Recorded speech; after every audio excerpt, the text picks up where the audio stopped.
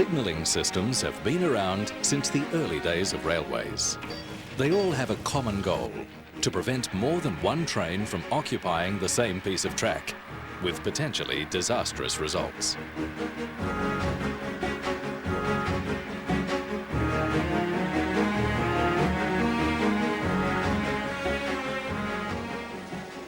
Among the earliest methods of controlling train movements were hand signals. Some are still in use today. Then came time interval working, which had following trains departing at set intervals, ranging from 5 minutes to 30 minutes, to keep them apart. If only all trains ran on time.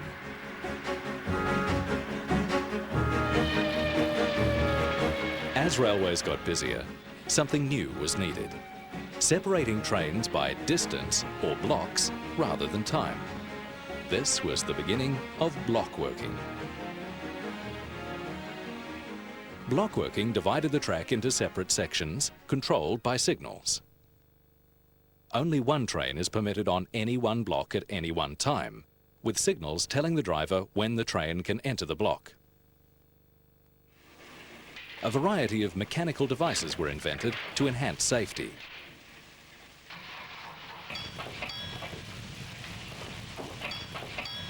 But early rail operators had plenty of tragic evidence that the block working concept could be defeated by human error. These pictures, taken 50 years ago, showed that a series of trivial human errors were able to defeat a most ingenious mechanical device. 15 passengers were killed and 26 more were injured. Clearly, block working alone wasn't enough. There had to be further enhancements, like interlocking signals and points. Points and signals were mechanically connected, so the route had to be set before the signal could be pulled to clear. A giant step forward, but still not foolproof if the design was flawed. In that 1.9 seconds, they accidentally pulled the only lever that could produce disaster. It's a reminder of the extraordinary degree of safety you need to run a railway. The safety of block working was further enhanced by track circuiting, an electrical system which detects whether or not a block is available to be occupied. This was the final piece of the jigsaw, which is the basis for modern railway signalling.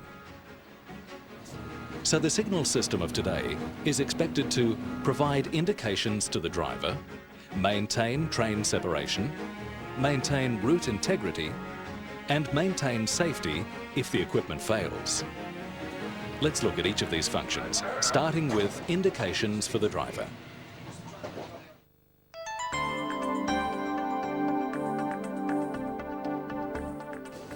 Semaphore signals like these provide two indications: stop or proceed.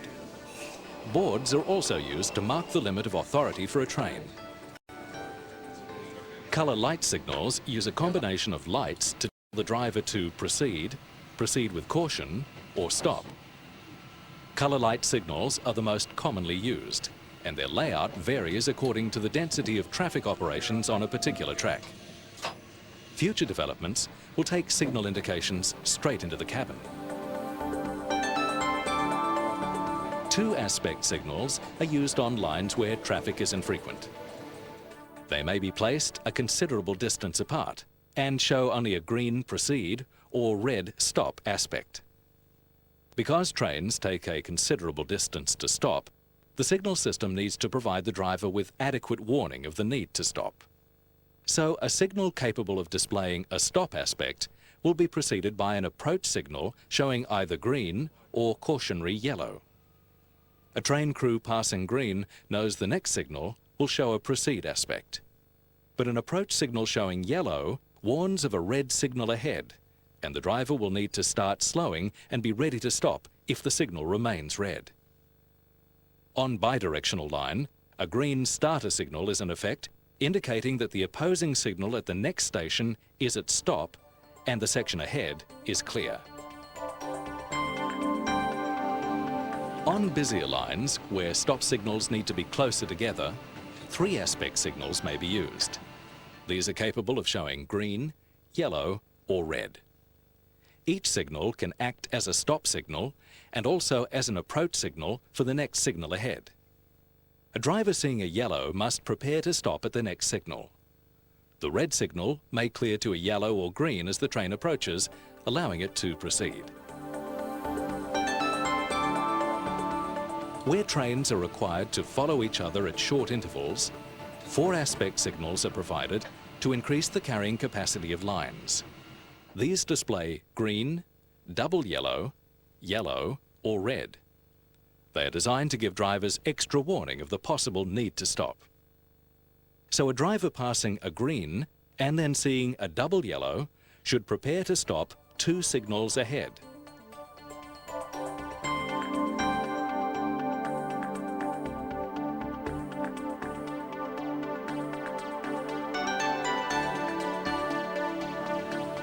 Approach signals and approach beacons are identified by a yellow and black triangle. They warn crews of a signal ahead that could be at proceed or at stop. The signals described so far are running signals. Their primary purpose is to signal trains through sections. They may also be used for shunting. Before a running signal capable of displaying a stop aspect is permitted to display a proceed, a number of important safety conditions must be met.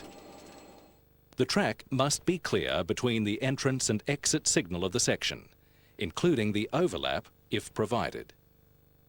All main signal sections have an overlap, virtually a safety zone which protects a train if it overruns a signal.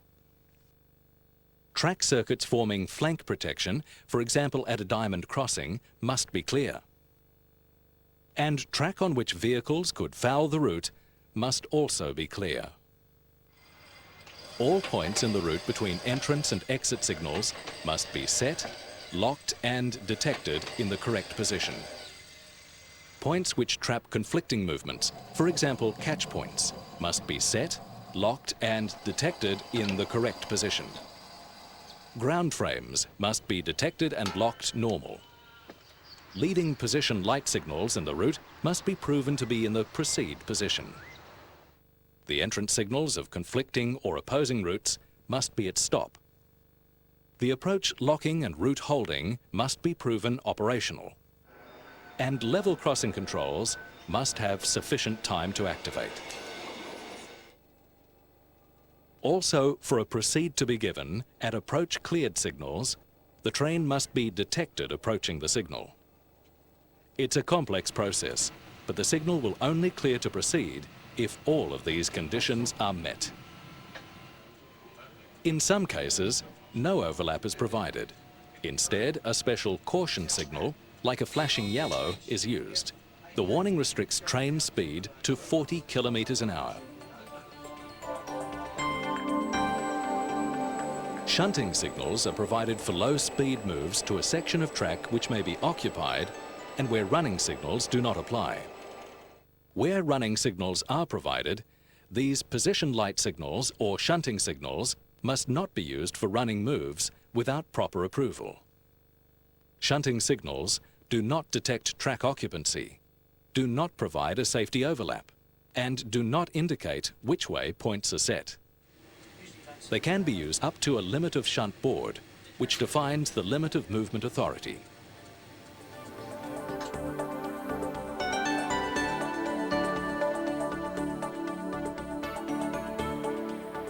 As we mentioned earlier, maintaining train separation is a key function of train signalling systems. A safe separation distance consists of the braking distance plus a safety margin which takes into account factors like the maximum train speed and the train's braking ability. Braking distance is the distance taken to stop a train travelling at maximum speed for the line without risking passenger safety or damage to goods or the train. Braking distance takes into consideration the class of trains operating on a line, maximum speed and braking characteristics of the train, and track conditions. Where 2 aspect signals are in service, the 2 signals will be braking distance apart, so a driver travelling at maximum speed will have time to stop after seeing an approach signal at caution.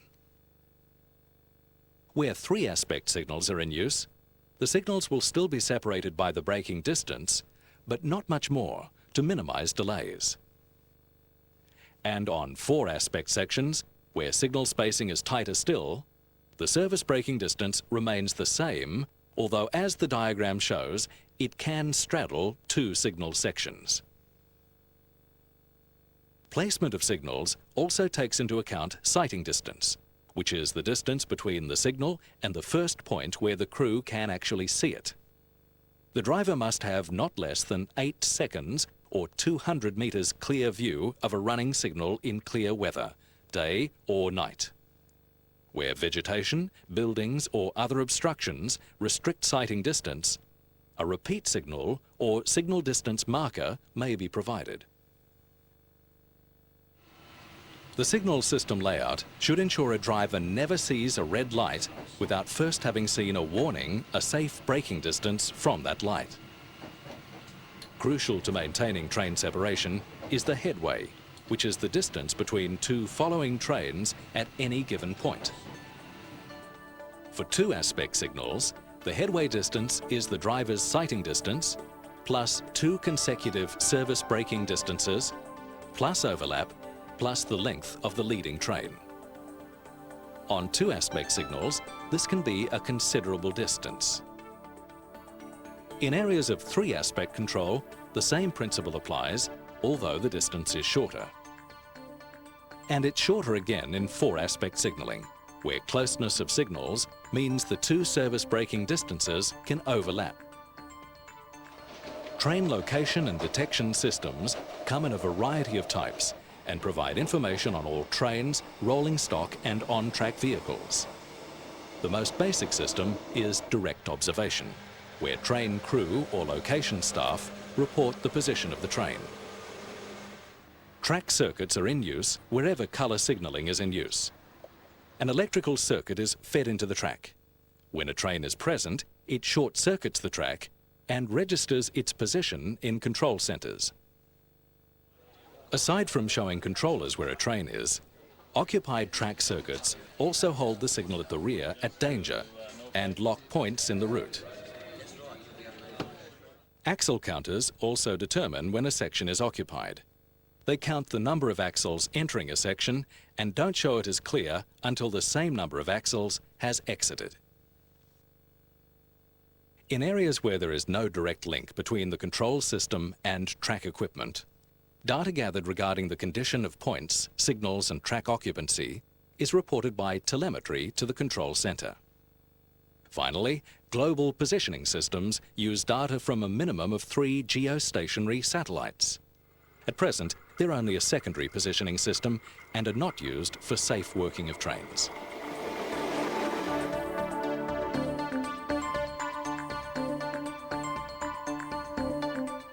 The signalling system may authorise a train to proceed only when it is safe. The system will maintain the integrity of the route once authority to proceed has been given. This authority will not be given unless points are correctly set and locked. When the route has been set, the system will prevent conflicting authorities from being granted. For other than shunting movements, the signalling system must prevent a train from being given authority into an occupied section. And for other than shunting, the system must ensure that point switching blades are in the correct position. A key component of maintaining route integrity is locking of a route. This ensures the route can't be changed once a driver has sighted a proceed aspect.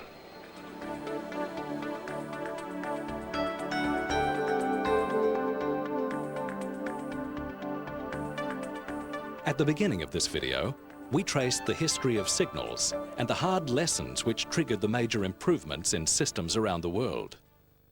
One of the most important principles of signalling is that if there's a failure in the signalling system, that failure won't trigger a dangerous situation.